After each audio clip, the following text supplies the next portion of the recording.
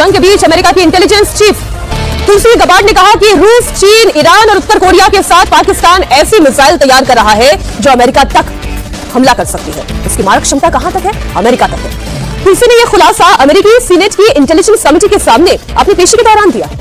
इस दौरान तुलसी गबार्ड ने कहा कि पाकिस्तान लंबी दूरी की मिसाइलें बना रहा है, इसमें इंटरकॉन्टिनेंटल बैलिस्टिक मिसाइल भी शामिल है। इनकी रेंज अमेरिका तक है। उन्होंने यह भी कहा कि अमेरिका को अभी 3000 मिसाइलों का खतरा है, लेकिन 2025 तक यह खतरा बढ़कर 16000 मिसाइलों तक हो जाएगा। रूस और चीन अमेरिका तक मार करने वाली मिसाइलें बना रहा है, ये तो सभी जानते हैं, लेकिन अमेरिका का इस लिस्ट में पाकिस्तान को शामिल कर लेना ये एक नई और बड़ी बात है। तुलसी गबार्ड ने पाकिस्तान के बारे में और क्या कहा है वो आप सुने। However, the intelligence community assesses that Russia, China, North Korea, Iran, and Pakistan have been researching and developing an array of novel, advanced, or traditional missile delivery systems with nuclear and conventional payloads that put our homeland within range. The IC assesses that China and Russia are developing advanced delivery systems meant to be capable of penetrating or bypassing U.S. missile defenses.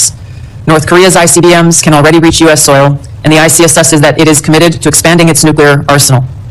Pakistan's long-range ballistic missile development potentially could include ICBMs with a range capable of striking the homeland.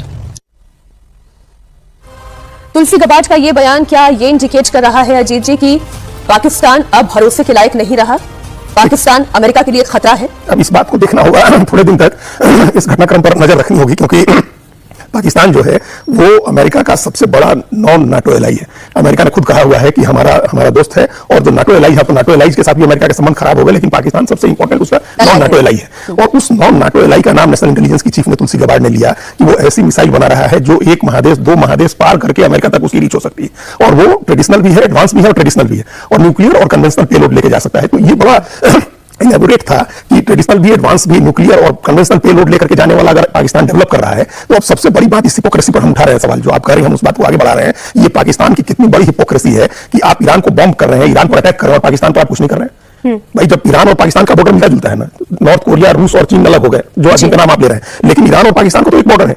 और अगर वो ऐसा traditional और advance missile system जो intercontinental ballistic missile develop कर रहा है, जो 2 महादेश पार करके 3 महादेश पार करके अमेरिका चला जाएगा, 7 समुद्र पार जिसको कहते हैं, तो आप उसको क्यों नहीं अभी तक अटैक कर रहे हैं?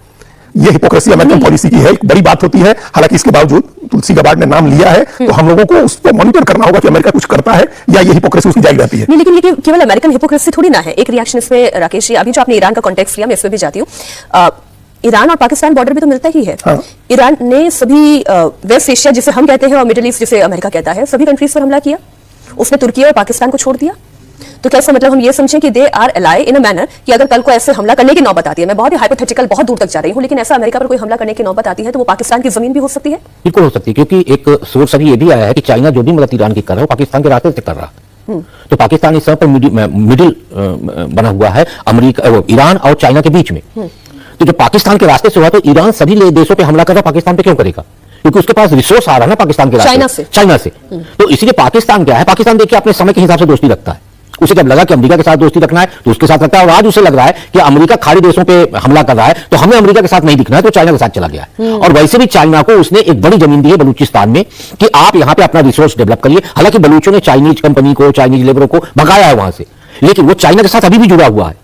तो चाइना के साथ जो मिसाइल वो टेस्ट कर रहा है चाइना, पाकिस्तान के पास तो खाने को नहीं है, यानी पूरा रिसोर्स तो चाइना का हुआ ना, यानी अमेरिका पे अटैक करने के लिए पाकिस्तान की जमीन का इस्तेमाल चाइना कर सकता है। जी। ये अब वही हिपोक्रेसी वाली बात आती है कि अमेरिका ये बात कब समझेगा कि पाकिस्तान क्या वाकई में उसका एलाई है, नॉन नाटो एलाई, क्या वो इतना विश्वसनीय है या नहीं है? भारत तो ये जानता ही है कि विश्वास और पाकिस्तान एक दूसरे के अपोजिट है। ये भारत के लिए भी कम चिंता की बात नहीं है। बड़ी चिंता भाई वो अगर इंटरकॉन्टिनेंटल बैलिस्टिक मिसाइल बना रहा है जिसकी रीच अमेरिका तक होगी और कन्वेंशनल और न्यूक्लियर पेलोड लेके जा सकता है, तो हम तो उसकी सीमा पर हैं। एक दुष्ट देश, एक रोग कंट्री हमारे एकदम बगल में है, अमेरिका को सारी चीजें पता है कि वो क्या कर रहा है, इसके बावजूद अमेरिका उसके खिलाफ कार्रवाई नहीं कर रहा, उसको अपना एलाई बनाए हुए। एक तरफ मिडिल ईस्ट में भीषण जंग छिड़ी हुई है तो दूसरी तरफ डिप्लोमेसी भी जोर शोर से जारी है। इसी सिलसिले में भारत ने अमेरिका के राजदूत सर्जियो गौर से भारत के एनएसए अजीत डोवल की मुलाकात हुई है। मौजूदा हालात में यह मुलाकात बहुत इंपॉर्टेंट है, इसकी तस्वीर आपके सामने है। इस दौरान सुरक्षा और जियोपॉलिटिकल समेत कई मुद्दों पर चर्चा हुई है। सर्जियो गौर ने खुद ट्वीट करते हुए इस मुलाकात की पुष्टि की। उन्होंने कहा कि अमेरिका और भारत के बीच रणनीतिक सहयोग लगातार आगे बढ़ रहा है।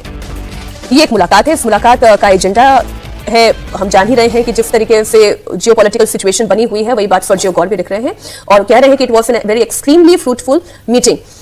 भारत इस स्थिति में क्या दिशा दे सकता है दुनिया को? राकेश, इस वक्त इकोनॉमिक टाइम्स की मैं रिपोर्ट का अगर हवाला देते हुए बताऊं कि भारत की स्ट्रैटेजी, कंस्ट्रेंट में भारत का ताकतवर बनकर उभरना, इसकी तारीफ इस वक्त दुनिया की बड़ी बड़ी इंटरनेशनल मैगजीन्स कर रही है। देखिए क्या है कि इस समय पर बहुत उलझ गए हैं ट्रंप, और ट्रंप इस उलझन से निकलने के लिए उनको एक भरोसेमंद साथी की जरूरत है। और भारत एक ऐसा देश है कि जिसके ईरान सहित सभी देशों के साथ बहुत अच्छे संबंध हैं, क्योंकि कभी वो किसी उलझन में नहीं पड़ता, वो तटस्थ भूमिका निभाता है, अपनी इंडिपेंडेंट पॉलिसी लेके चलता है, किसी के झगड़े में नहीं पड़ता। आज ट्रंप को यह लग रहा है कि मिडिल मैन यदि भारत बन जाएगा, यदि मध्यस्थ बन जाएगा, तो वही हमको इस उलझन से निकाल सकता है, क्योंकि ट्रंप निकलना चाहते हैं लेकिन कोई रास्ता नहीं है। ट्रंप की हालत हो गई है कि भाई गति साहब छछुंदर केरी, उगिलत बने न लीलत केरी, ना वो युद्ध लड़ने की स्थिति में है ना उससे निकलने की स्थिति। ऐसे में उनको लग रहा है कि भारत, तो मुझे लगता है कि डोभाल के साथ जो बातचीत हुई है, उस बातचीत में कहीं ना कहीं ये निश्चित कहा गया होगा कि एक पहल की जाए। अब भारत की सोच है कि भारत कब और कैसे पहल करे, क्योंकि देखिए ईरान जो है आज भी भारत की बात ईरान सुनेगा नहीं। अब आप देखिए ना कि आपके होर्मुज से सभी जहाजों की जगह में भारत के जहाज निकल गए, तो कहीं ना कहीं लिबरल तो नरम तो है ना भारत के प्रति रुख ईरान का, यानी तमाम झंझावातों के बाद भी ईरान का भारत के प्रति रुख नरम है। तो दो ही देश हैं जो दूसरे देशों पर परमाणु बम फेंक सकते हैं, ईरान और दूसरा पाकिस्तान। और इसी बात को वो बता रहे हैं अपने एनुअल रिपोर्ट में। तो मतलब जी कि आने वाले वक्त में अमेरिका की तरफ से पर्दे के पीछे से कोई बड़ा खेल पाकिस्तान के खिलाफ हो सकता है, और पाकिस्तान को समझना हो सकता नहीं है, डेफिनेटली होगा। आपको शायद बेंजामिन नेतन्याहू की 2 साल पहले दिया गया बयान शायद याद नहीं होगा, जिसमें उन्होंने कहा था कि हम दुनिया के किसी भी रेडिकल इस्लामिक मुल्क के पास परमाणु बम नहीं रखने दे सकते, ये हमारे सर्वाइवल के लिए खतरा है। Pakistan is radical plus Pakistan is Islamic, और उसके पास परमाणु बम भी है। तो आप कैसे ही एक्सपेक्ट कर रहे हैं कि अमेरिका और इजराइल जो है पाकिस्तान के पास परमाणु बम रहने देगा? चलिए वो किसी तरह डिस्ट्रॉय करेगा, इकोनॉमिकली तोड़ के, किसी तरह डराकर धमकाकर, लेकिन पाकिस्तान के पास परमाणु बम नहीं रहेंगे। डर सिर्फ इतना है कि डिस्ट्रॉय हो पाकिस्तान के परमाणु बम, उससे पहले ये कहीं दूसरे देशों को स्मगल न कर दे, क्योंकि लीबिया, ईरान, नॉर्थ कोरिया को ये कर चुका है। बस सिर्फ उस बात का डर है। और वैसे भी बार बार धमकी दे देता है, अगर किसी से हल्की फुल्की झड़प भी हो जाती है तो परमाणु हमला कर दूंगा, परमाणु बम फोड़ दूंगा। खैर, अब अमेरिका के निशाने पर सिर्फ ईरान नहीं है, अब अगला निशाना सीधा पाकिस्तान है, और उसकी खुफिया रिपोर्ट अमेरिका से आ चुकी है। सीधे सीधे तुलसी गबार्ड की तरफ से कहा गया है कि अब पाकिस्तान के पास जो परमाणु हथियार है वो खतरे से खाली नहीं है, उस पर पूरी निगरानी बढ़ा दी जाए। तो यानी आने वाले वक्त में पाकिस्तान के खिलाफ कोई बहुत बड़ी कार्रवाई हो सकती है। अमेरिका की इंटेलिजेंस के अपने जो चीफ है तुलसी, उन्होंने अपना बयान दिया पाकिस्तान के खिलाफ कि पाकिस्तान में जो मिसाइल की जो रेंज है वो अमेरिका तक पहुंच चुकी है, और पाकिस्तान अपना बैलिस्टिक मिसाइल भी बनाने जा रहा है। फिर उसके बाद पाकिस्तान के पास यानी कि एटमी अपना हथियार भी मौजूद है, तो अमेरिका अपना उनके निशाने के ऊपर आ सकता है। तो और उसके बाद फिर इंडियन मीडिया इसके ऊपर बड़ा हैरान और परेशान है कि पाकिस्तान के मिसाइलों की अगर अपना अमेरिका तक जा पहुंची तो फिर तो हम तो यानी पाकिस्तान के बिल्कुल अपना बगल में बैठे हुए हैं। और पिछले साल जो पाकिस्तान और इंडिया के दरमियान यानी कि जंग हुई, तो उसमें यानी पाकिस्तान ने अपना इंडिया को सबक सिखा दिया था। और फिर ज़ाहिर है उसके बाद इंडियन मीडिया इसके ऊपर भी हैरान है कि अपना अमेरिका जो पाकिस्तान के अपने मिसाइलों से अपना खौफजदा होना शुरू हो गया, तो फिर पाकिस्तान हमारा अपना क्या हशर करेगा। बाकी आप इसी तरह की मजीद इंडियन मीडिया की रिएक्शन वीडियो हमारे चैनल को देखना चाहते हैं तो हमारे चैनल को करें लाइक, सब्सक्राइब, शेयर कर दें। अगली वीडियो में आपसे दोबारा मिलते हैं।